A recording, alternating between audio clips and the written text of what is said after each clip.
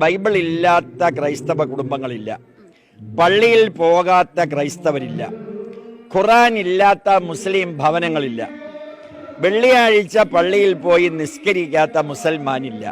ഹിന്ദുക്കളിൽ ഒരു 99% പുരുഷന്മാരും നിരീശ്വരവാദികളാണ്, യുക്തിവാദികളാണ്. അവർ ഏത് നിലയിലെത്തിയാലും അവർ ബാല്യത്തിലോ കൗമാരത്തിലോ യൗവനത്തിലോ ഒന്നും നമ്മുടെ ഗ്രന്ഥങ്ങൾ ഒരാവർത്തി പോലും വായിച്ചിട്ടില്ല. പക്ഷെ നമ്മളൊക്കെ സനാതന ധർമ്മത്തിന്റെ ഹിന്ദുമതത്തിന്റെ പേരിൽ ജനിച്ചവരാണ്. അവനവന്റെ അമ്മയെ സ്നേഹിക്കാൻ കഴിയാത്ത ഒരാളിന് മറ്റൊരമ്മയെ സ്നേഹിക്കാൻ കഴിയില്ല. എങ്ങനെ രക്ഷിക്കാൻ സാധിക്കും? അവനവന്റെ അമ്മയ്ക്ക് പച്ചവെള്ളം ദാഹിക്കുമ്പോൾ കൊടുക്കാത്ത ഒരു യുവാവ് അപ്പുറത്തെ വീട്ടിലെ അമ്മയ്ക്ക് ബൂസ്റ്റിട്ട പാല് കൊടുത്തത് കൊണ്ട് അർത്ഥമില്ല. പ്രിയപ്പെട്ട ഗുരുവേ, അങ്ങയുടെ ഹൃദയം തുറന്ന വാക്കുകൾക്ക് 1000 നന്ദി അർപ്പിക്കുകയാണ്. അങ്ങിപ്പോ ഇവിടെ പങ്കുവച്ച ആശങ്കയുണ്ടല്ലോ, ഹൈന്ദവ സഹോദരങ്ങളിൽ 90% വരുന്ന മനുഷ്യരും നിരീശ്വരവാദികളോ അല്ലെങ്കിൽ അർദ്ധനിരീശ്വരവാദികളോ ആയിരിക്കും. എന്നാൽ മറുപുറത്ത് മുസ്ലിമീങ്ങൾക്കും ക്രൈസ്തവർക്കും ഈ പ്രശ്നമില്ല. അവരവരുടെ വേദഗ്രന്ഥങ്ങൾ പഠിച്ചവരാണ്. അഥവാ വേദഗ്രന്ഥങ്ങൾ പഠിച്ചവരാണ് എന്ന് പറഞ്ഞാൽ അത് പഠിച്ച ന്യൂനപക്ഷമാണെങ്കിൽ പോലും ധർമാധിഷ്ഠിതമായ ജീവിതം നയിക്കുന്നവരാണ് എന്നുള്ളതാണ്. അതാണ് അതിന്റെ ആകത്തുക. എന്നാൽ എന്തുകൊണ്ടാണ് ഈ 90% വരുന്ന മനുഷ്യർ ഇന്ന് ഇന്ത്യയിൽ 83% ഈ ഹൈന്ദവർ നിരീശ്വരവാദികളോ അർദ്ധനിരീശ്വരവാദികളോ ആയിപ്പോയത്? അതിന്റെ ഉത്തരം നമ്മുടെ മഹാഭാരതത്തിലുണ്ട്. മഹാഭാരതം 18 പർവ്വങ്ങളാണല്ലോ. അതിൽ 3ാമത്തെ പർവ്വമായ സഭാപർവം കഴിഞ്ഞ് അടുത്ത പർവ്വം ആരണ്യപർവമാണ്, വനപർവം. പഞ്ചപാണ്ഡവന്മാർ വനവാസത്തിന് പോയി മുനിമാരെ തേടുന്ന കാലയളവ്. അതിൽ അവർ കണ്ടെത്തുന്ന മുനിയാണ് മാർക്കണ്ഡേയ മുനി. ആ മാർക്കണ്ഡേയ മുനിയെ കണ്ടെത്തുന്ന ആ അധ്യായമാണ് മാർക്കണ്ഡേയ സമസ്യ. ഈ വനപർവം 315 അധ്യായങ്ങളാണല്ലോ. അതിൽ 118ാമത്തെ അധ്യായമായ മാർക്കണ്ഡേയ സമസ്യയിൽ മാർക്കണ്ഡേയ മുനിയോട് പഞ്ചപാണ്ഡവന്മാരിൽ ഏറ്റവും മുതിർന്ന ആള്, അദ്ദേഹത്തിന്റെ ധർമ്മപുത്രൻ എന്നാ വിളിക്കുന്ന യുധിഷ്ഠിരൻ ചോദിക്കുന്ന ചില ചോദ്യങ്ങളുണ്ട്. അതിൽ ചോദിക്കുന്നത്, കലിയുഗമാകുമ്പോൾ, ലോകാന്ത്യം എടുക്കുമ്പോൾ ലോകത്തിലുണ്ടാകുന്ന മാറ്റം എന്താണ് എന്ന് ചോദിക്കുമ്പോൾ മാർക്കണ്ഡേയ മുനി പറയുന്നുണ്ട്, ത്രിപുർ അംശയർ അധർമ്മസ്തു ലോകാൻ അക്രമ്യാധിഷ്ഠിതേ. ത്രിപുർ അംശയർ, ലോകത്തെ ജനസംഖ്യയുടെ 3/4 അധർമ്മസ്തു ലോകാൻ. ധർമ്മം മതം, അധർമ്മം മതമില്ലായ്മ, ധർമ്മം വെളിച്ചം, അധർമ്മം വെളിച്ചമില്ലായ്മ, ഇരുട്ട്. അഥവാ മനുഷ്യന്റെ ഹൃദയം ഇരുട്ടായി പോകുന്ന അവസ്ഥയാണ് അധർമ്മം എന്നുള്ളത്. ധർമ്മം എന്ന് പറഞ്ഞാൽ മനുഷ്യന്റെ മനസ്സിൽ വെളിച്ചമാകുന്ന സവിശേഷമായ സംശുദ്ധമായ സ്വഭാവമാണല്ലോ. നോക്കൂ എന്റെ പ്രിയപ്പെട്ട എന്നെ കേൾക്കുന്ന ശ്രോതാക്കളോട് പറയുന്നത്, നമ്മൾ വിവിധങ്ങളായ മതങ്ങളിലുള്ളവരാണല്ലോ. ഇപ്പൊ ഹിന്ദുക്കൾക്കാണെങ്കിലും ക്രൈസ്തവർക്കാണെങ്കിലും മുസ്ലിമീങ്ങൾക്കാണെങ്കിലും ധർമ്മത്തിൽ എന്തെങ്കിലും വ്യത്യാസമുണ്ടോ? സിമിലാരിറ്റി നോക്കാം. അക്രമം, കൊലപാതകം, വ്യഭിചാരം, കള്ളുകൂടി, മറ്റുള്ള മനുഷ്യരെ കീഴ്പ്പെടുത്തുക, അന്യന്റെ സ്വത്ത് അപഹരിക്കുക, ഇതേതെങ്കിലും ഈ പറയപ്പെട്ട നമ്മളിപ്പോ പ്രഥമമായ 3 മതങ്ങളുണ്ടല്ലോ, ഇസ്ലാം, ക്രിസ്ത്യാനിറ്റി, ഹിന്ദു, ഇതിലേതെങ്കിലും ഒരു മതത്തിൽ ഇത് അനുവദനീയമാണ്? അല്ല. ഇത് തെറ്റാണെന്ന് പറയുന്ന സിദ്ധാന്തം ഏതാ? മതമല്ലേ. അപ്പൊ മതം എന്താണ്? ധർമ്മമാണ്. അധർമ്മസ്തു ലോകാൻ, അധർമ്മമാകുന്ന എന്താണ്? മതമില്ലായ്മയാണ്, അഥവാ നിരീശ്വരവാദം ബാധിക്കുന്നുള്ളതാണ്. ഇതിനെ നമുക്ക് എങ്ങനെ സർവൈവൽ ചെയ്യാം? ഇപ്പൊ നിങ്ങളുടെ കയ്യിലിരിക്കും. ഇപ്പൊ ഞാനിപ്പോ എടുത്ത ഈ മഹാഭാരതം തന്നെ, ഈ മഹാഭാരതത്തിന്റെ ഉള്ളടക്കം എന്താണ്? ധർമ്മസ്ഥാപനമല്ലേ. ധർമ്മം എന്ന് പറഞ്ഞാൽ എന്താണ്? രാവിലെ മുതൽ വൈകുന്നേരം വരെ മുസ്ലിമീങ്ങൾ എന്ത് ചെയ്യുന്നു എന്ന് നോക്കലല്ല, മറിച്ച് അവനവന്റെ വിശ്വാസവും ആചാരങ്ങളും അനുഷ്ഠാനങ്ങളും. മതം എന്ന് പറഞ്ഞാൽ കേവല ആചാരാനുഷ്ഠാനങ്ങളുടെ പ്രഹേളികയല്ലല്ലോ, മറിച്ച് മൂല്യങ്ങളാണ്. കൂട്ടത്തിൽ ഒരു കാര്യം കൂടി പറയാണ്, 83% വരുന്ന ഹൈന്ദവ സഹോദരങ്ങളിൽ എത്ര ആചാര്യന്മാരുണ്ടാകും? നിങ്ങളൊന്ന് ചിന്തിക്കാൻ വേണ്ടി ഞാൻ പറയാണ്. ലക്ഷക്കണക്കിന് വരുന്ന ആചാര്യന്മാരില്ലേ? ഒരുപാട് സന്യാസിമാരില്ലേ? ഈ സന്യാസിമാരിൽ എത്ര പേര് ഈ ദർശനം, ഈ ധർമ്മം തന്റെ സമുദായത്തിന് പഠിപ്പിച്ചു കൊടുക്കുന്നു? ഈ വിശ്വാസത്തിന്റെ, ഈ വേദഗ്രന്ഥത്തിന്റെ വൈവിധ്യങ്ങൾ ജനങ്ങൾക്ക് പഠിപ്പിച്ചു കൊടുക്കുകയും അവർ ശരിയായ ധാരയിൽ, അവരെ കണ്ടാൽ ഒരു മനുഷ്യനിക്ക് പരിവർത്തനമുണ്ടാകുന്ന വാക്കുകളും വിവേകാനന്ദ സ്വാമിയെ പോലെ സമൂഹത്തിൽ പ്രവർത്തിക്കുന്ന എത്ര പേരുണ്ട്? എന്നാൽ ഇതേ സന്യാസിമാരിൽ ഇന്ന് നിലവിലുള്ള എത്ര മനുഷ്യന്മാർ അവര് ഭരിക്കുന്ന നാട്ടിൽ പോലും അവരുടെ ഒരു ആഘോഷവുമായി ബന്ധപ്പെട്ട് ജനങ്ങൾ പോകുമ്പോൾ മറ്റുള്ള ആരാധനാലയങ്ങൾ ടാർപ്പാളിട്ട് മൂടുകയാണ്. അഥവാ അതേ എന്റെ ഈ കയ്യിരിക്കുന്ന ഈ മഹാഭാരതം ഉണ്ടല്ലോ, ഇത് ധർമ്മസ്ഥാപനമാണ്. അപരന് ബുദ്ധിമുട്ടുണ്ടാകാതെ ജീവിക്കണമെന്ന് പഠിപ്പിക്കുന്ന ഈ ധർമ്മ സ്ഥാപനത്തിന്റെ ഈ വേദഗ്രന്ഥം, ഇത് കയ്യിലേന്തുന്ന മനുഷ്യന്മാർ വഴിയിലൂടെ നടന്നു നീങ്ങുമ്പോൾ മറ്റുള്ള മനുഷ്യർ അവർ ആരാധനാലയങ്ങൾ പൊളിക്കുമെന്ന് പേടിച്ചിട്ട്, തകർക്കുമെന്ന് പേടിച്ചിട്ട് ടാർപ്പാളയിട്ട് മൂടുകയാണ്. അവിടെ കൊണ്ട് കഴിഞ്ഞോ?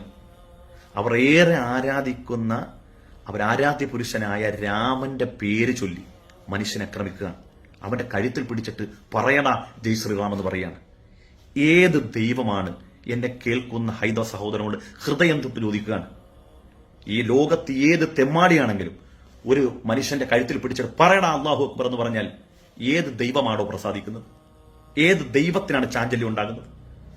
ഒരിക്കലും അത് ധർമ്മമല്ല, അതൊരിക്കലും നന്മയുമല്ല, ഒരു മതം പഠിപ്പിക്കുന്ന സംഗതിയുമല്ല. അതുകൊണ്ടാണ് ഞാൻ പറഞ്ഞത്, ഈ മനുഷ്യരിൽ പരിവർത്തനം ഉണ്ടാക്കണമെങ്കിൽ സനാതന ധർമ്മത്തിന്റെ മൂല്യം പഠിപ്പിക്കണം. സനാതന ധർമ്മ സിദ്ധാന്തം തന്നെ എന്താണ്? സനാതന ധർമ്മത്തിന്റെ നിർവചനം ഞാൻ ഒരിക്കലും യാത്ര ചെയ്യുമ്പോൾ എന്റെ സമീപത്തിരുന്ന സഹോദരനോടും അദ്ദേഹമായിട്ടുള്ള ചർച്ചയിൽ പെട്ടെന്ന് ചോദിച്ചു, എന്താണ് നിങ്ങൾ ഈ പറയുന്നത് സനാതന ധർമ്മം എന്ന് പറയുമ്പോൾ അയാള് എന്നും നിലനിൽക്കുന്ന ധർമ്മം എന്നൊക്കെ പറഞ്ഞു ഒഴിഞ്ഞു.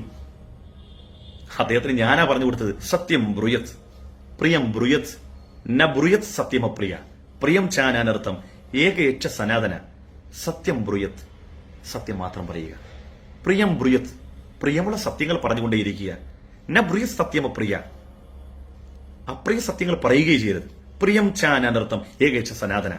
ഇങ്ങനെ സത്യങ്ങൾ പറയുക, അതായത് ധർമ്മത്തിനൊപ്പം നിൽക്കുക എന്നുള്ളതാണ് സനാതന ധർമ്മം എന്നാണ് സനാതന ധർമ്മത്തിന്റെ നിർവചനം. ഇന്ന് ലോകത്ത് ന്യൂനപക്ഷമായിക്കോട്ടെ മുസ്ലിമീങ്ങളിൽ ഇതൊന്നും ചെയ്യാത്ത, ഇപ്പൊ എന്നെ സംബന്ധിച്ചോളം ഞാൻ ഇന്ന് വരെ ജീവിതത്തിൽ കള്ള് കൈകൊണ്ട് തൊട്ടിട്ടില്ല. ഞാൻ മദ്യപിച്ചിട്ടില്ല. മാത്രമല്ല എന്നെ സംബന്ധിച്ചിടത്തോളം എനിക്ക് ഉറപ്പ് പറയാൻ കഴിയുന്ന മറ്റൊരു കാര്യമാണ്, ഒരു മനുഷ്യനെ ഇന്ന് വരെ ആക്രമിച്ചിട്ടില്ല. അപ്പൊ എന്റെ ഈ വേഷമൊക്കെ കഴിഞ്ഞാൽ നിങ്ങളെ സംബന്ധിച്ചോളം എന്താണ്? ഞാനൊരു മുസൽമാൻ, ഒരു ഭീകരവാദി, തീവ്രവാദി, ഏത് സമയത്ത് നിങ്ങൾ പറയുന്ന പൊട്ടിത്തെറിക്കുന്ന ആള് എന്നൊക്കെയല്ലേ പറയാറുള്ളത്. ഓക്കെ, ശരി.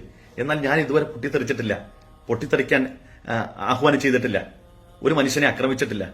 ആരെങ്കിലും ഒരാൾ പറയട്ടെ എന്നെ കുറിച്ച്, എന്റെ വോയിസ് എല്ലാവരും കേൾക്കുകയല്ലേ ചെയ്തിട്ട്. എന്തുകൊണ്ട്?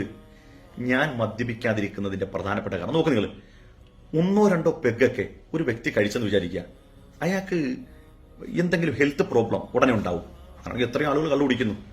ഹെൽത്ത് പ്രോബ്ലത്തിനപ്പുറമല്ല, മറിച്ച് ഈ മദ്യം ഉള്ളിലേക്ക് ചെന്നിട്ട് എന്റെ ഈ സ്വബോധത്തെ ഏതെങ്കിലും ഘട്ടത്തിൽ മറച്ചു കളഞ്ഞാൽ എനിക്ക് ചിലപ്പോൾ അതിൽ നിന്നുണ്ടാകുന്ന പ്രത്യാഘാതമാണ് എന്റെ ഉമ്മ അല്ലാതായി കാണുക, എന്റെ പെങ്ങളല്ലാതായി കാണുക പോവുക. അങ്ങനത്തെ ഒരു അവസ്ഥ ഉണ്ടാകാനേ പാടില്ല.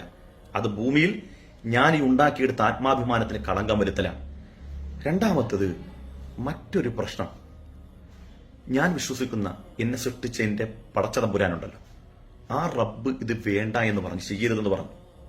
അത് ചെയ്യാതിരുന്നാൽ ഈ ഭൂമിയിലുള്ള നേട്ടങ്ങളെ കുറിച്ച് പറഞ്ഞു. നിനക്ക് നിന്റെ ഭാര്യനെ സന്തോഷിപ്പിക്കാൻ കഴിയും, നിന്റെ മക്കൾക്ക് പഠനത്തിൽ യാതൊരുവിധ പ്രശ്നം ഉണ്ടാവില്ല. നീ വീട്ടിൽ ചെന്ന് ഭാര്യനെ ചവിട്ടുമ്പോൾ ബഹളം ഉണ്ടാകുമ്പോൾ ആ കുട്ടിയുടെ പഠന വൈകല്യം ഒന്നും ഉണ്ടാവില്ല. എല്ലാവരെയും നോർമലായിട്ട് എല്ലാവരോടും സംസാരിക്കുകയും എല്ലാവരോടും സന്തോഷം പങ്കിട്ട് റാഹത്തായിട്ട് നിനക്ക് ജീവിക്കാം ഈ ഭൂമിയിൽ. മാത്രമല്ല, ഇതെല്ലാം ഉപേക്ഷിക്കുന്നതിന്റെ പേരിൽ നീ ഇതെല്ലാം ഉപേക്ഷിച്ചു എന്നുള്ള വ്യതയും നിനക്ക് വേണ്ട. ഇതിനേക്കാൾ മഹത്തരമായ പല സന്തോഷങ്ങളും നിനക്ക് തരാമെന്നുള്ള വാഗ്ദാനം എന്റെ ഹൃദയത്തിൽ ഉണ്ടാക്കിയ ആ വിശ്വാസമാണ് ഇതെല്ലാം ത്യജിക്കുന്നത്. അപ്പം എല്ലാ മതങ്ങളിലേക്കും അതിന്റെ ആഴങ്ങളിലേക്കും നിങ്ങൾ ചെന്നാൽ ഇതൊക്കെ നിഷേധിക്കുന്നുണ്ട്.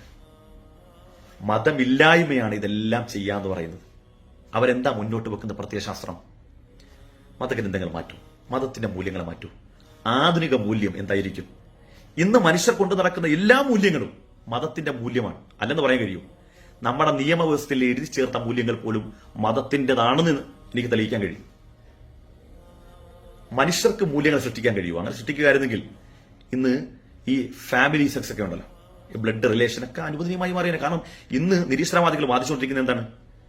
സ്വന്തം മാതാവിന്റെ കൺസേൺ ഉണ്ടെങ്കിൽ അവരോടൊപ്പം പോയിക്കാന്ന് പറയുന്നു. അപ്പൊ ആധുനിക മൂല്യങ്ങൾ നമ്മളൊന്ന് വിലയിരുത്തുകയാണെങ്കിൽ നമുക്ക് മനസ്സിലാകും, മനുഷ്യരുണ്ടാക്കിയതാണ് മൂല്യങ്ങൾ. ഈ തിന്മകളെല്ലാം എല്ലാ കാലത്ത് തിന്മയായനെ. കാരണം നമ്മളിൽ ന്യൂനപക്ഷം വരുന്ന മനുഷ്യരെങ്കിലും ഇതൊക്കെ തെറ്റാണെന്ന് പറയുന്നുണ്ടല്ലോ. എന്നാൽ പുതിയ യുഗം അത് തെറ്റാണെന്ന് പറയുന്നില്ല. അപ്പൊ മതമാണ് ധർമ്മം, മതമില്ലായ്മയാണ് അധർമ്മം. ഇത് നിലനിൽക്കണമെങ്കിൽ അവനവന്റെ ആശയവും സിദ്ധാന്തവും നമ്മുടെ മക്കൾക്ക്, നമ്മുടെ കുടുംബത്തിന് പഠിപ്പിച്ചു കൊടുക്കണം. അതിൽ എന്റെ പ്രിയപ്പെട്ട ഗുരുവേ, നോക്കൂ, ഇന്ന് വർത്തമാന കാലഘട്ടത്തിൽ നമ്മൾ ഇന്ന് നേരിടുന്ന ഈ ദുരവസ്ഥ നമുക്കറിയാമല്ലോ. എന്തെല്ലാം ആധുനിക സംവിധാനങ്ങൾ നമുക്കുണ്ട്. മണിക്കൂറുകൾ കൊണ്ട് നമുക്ക് വിവിധ രാജ്യങ്ങളിൽ പോകാനുള്ള സംവിധാനങ്ങളുണ്ട്. ലോകം മുഴുവനും നമ്മുടെ വിരൽത്തുമ്പിലേക്ക് വരുന്നു. നമ്മുടെ മുമ്പിൽ ഇരിക്കുന്ന ഒരു മൊബൈൽ കൊണ്ട് ലോകം മുഴുവൻ കാണാനുള്ള സംവിധാനമുണ്ട്. പക്ഷേ നിർഭയത്വത്തോടുകൂടി മനുഷ്യർക്ക് ജീവിക്കാൻ കഴിയുന്നുണ്ട്. എന്നാൽ നമ്മുടെ ഭൂതകാലത്തിലേക്ക് പോകൂ. തിന്നാനും കുടിക്കാനും ഇല്ലാതെ ഉടുക്കാൻ നേരെ വസ്ത്രമില്ലാത്ത മനുഷ്യർ ഇവിടെ ജീവിച്ചിരുന്നു. അക്കാലത്ത് മനുഷ്യർക്ക് നിർഭയമായി ജീവിക്കാൻ കഴിയുന്ന ഘട്ടങ്ങളുണ്ടായിരുന്നു. എന്തുകൊണ്ട്? ഇന്നും ഈ ധർമ്മം കൃത്യമായി പാലിക്കപ്പെടുന്ന സ്ഥലങ്ങളിലാണ് ഏറ്റവും അധികം ആളുകൾ സമാധാനത്തോടെ ജീവിക്കുന്നത്. അപ്പൊ നിങ്ങൾ ചോദിക്കും, ഇന്ന് കേരളത്തിലെ സാഹചര്യം അങ്ങനെയല്ലല്ലോ, മുസ്ലിമീങ്ങളിൽ തന്നെ കള്ളുകൂടിയന്മാരും അക്രമകാരികളുണ്ട്, മറ്റു മതങ്ങളിലുണ്ട്. എന്തുകൊണ്ടാണ് സംഭവിക്കുന്നു ചോദിച്ചാൽ ഒറ്റ കാര്യമുള്ളൂ, മതം അവരുടെ തൊണ്ടക്കുഴിയിൽ താഴേക്ക് ഇറങ്ങുന്നില്ല എന്നുള്ളതാണ്. വർത്തമാന കാലഘട്ടത്തിൽ നിരീശ്വരവാദം അവരെ വല്ലാതെ ബാധിക്കുന്നു, അവരെ സ്വാധീനിക്കുന്നു എന്നുള്ളതാണ്. നിരീശ്വരവാദം മനുഷ്യരിലേക്ക് കടന്നുകൂടിയാൽ വീണ്ടും വിചാരമില്ലാതായി പോകും. ഏത് മനുഷ്യനാണ്, നിങ്ങൾ നോക്കൂ, നമ്മുടെ ജനൻ ടി വി തന്നെ ആരിഫ് ഹുസൈൻ അടക്കമുള്ള ആളുകൾ വന്ന് നിരന്തരമായി സംസാരിക്കുന്നുണ്ടല്ലോ. ഏതെങ്കിലും ഒരു മനുഷ്യൻ ഇവരുടെ വാക്ക് കേട്ട് ഇൻസ്പിറേഷനായി അതിൽ നിന്ന് കിട്ടുന്ന ആ ഒരു പരിവർത്തനം കൊണ്ട് ഞാൻ നാളെ മുതൽ മദ്യപാനം നിർത്തുന്നവനായി, ഞാൻ നാളെ മുതൽ ഞാൻ ഉപയോഗിച്ചുകൊണ്ടിരിക്കുന്ന എല്ലാ തോന്നിവാസങ്ങളിൽ നിന്നും ഞാൻ മുക്തനാവുകയാണ്, എനിക്ക് കിട്ടുന്ന സമ്പാദ്യത്തിന്റെ 1% ഞാൻ മറ്റുള്ളവർക്ക് ദാനം ചെയ്യും, ഞാൻ അബലകളായ സ്ത്രീകളെ സഹായിക്കും, ഞാൻ അനാഥരായ മനുഷ്യരെ ചേർത്ത് പിടിക്കും എന്ന് ഏതെങ്കിലും ഘട്ടത്തിൽ ഒരു മനുഷ്യന്റെ ഹൃദയത്തിൽ പരിവർത്തനം ഉണ്ടാക്കുന്ന ഒരു വാക്ക് അതിനപ്പുറം എന്ത് ചെയ്തു? ഇസ്ലാം അടക്കമുള്ള മതങ്ങളെ നിന്ദിച്ചുകൊണ്ട് മനുഷ്യരുടെ മനസ്സിൽ, മുസ്ലിമീങ്ങളിൽ തന്നെ ഒരു ന്യൂനപക്ഷം വരുന്ന ധർമ്മത്തിൽ ജീവിച്ചിരുന്ന മനുഷ്യരെ പോലും അക്രമോത്സുകമായ വാക്കുകളും പ്രവൃത്തികളും പറയുന്ന രൂപത്തിലേക്ക് പരിവർത്തനപ്പെടുത്തി എന്നുള്ളതാണ്. ആരിഫ് ഹുസൈന്റെ ഭാഷയിലേക്ക് അല്ലെങ്കിൽ ആരിഫ് ഹുസൈന്റെ രീതിയിലേക്ക് അദ്ദേഹം പരുവപ്പെടുത്തി. അതിന്റെ പ്രേക്ഷകരായിട്ട് ഇന്ന് 90% ഉള്ളതും ഇതേ ഈ പറയപ്പെട്ട വേദഗ്രന്ഥം കയ്യിലെന്തിയ മനുഷ്യരാണ്. ജനൻ ടി വിയിലടക്കം കൊണ്ടിരുത്തി ഒരു സമുദായത്തിന്റെ കുറ്റവും കുറവും ആ മനുഷ്യരെ അങ്ങേയറ്റം പാർശ്വവൽക്കരിക്കാൻ വേണ്ടി എന്തെല്ലാം തരത്തിലുള്ള ചർച്ചകൾ നടക്കുന്നു. ഞാൻ മുമ്പും പറഞ്ഞിരുന്നു, ഒരു മിനിറ്റെങ്കിലും ഈ സുന്ദരമായ വേദഗ്രന്ഥത്തിന്റെ ആശയതലങ്ങൾ ഒന്ന് പങ്കുവെച്ച് മനുഷ്യരാക്കാൻ നിങ്ങൾ ശ്രമിച്ചൂടെ?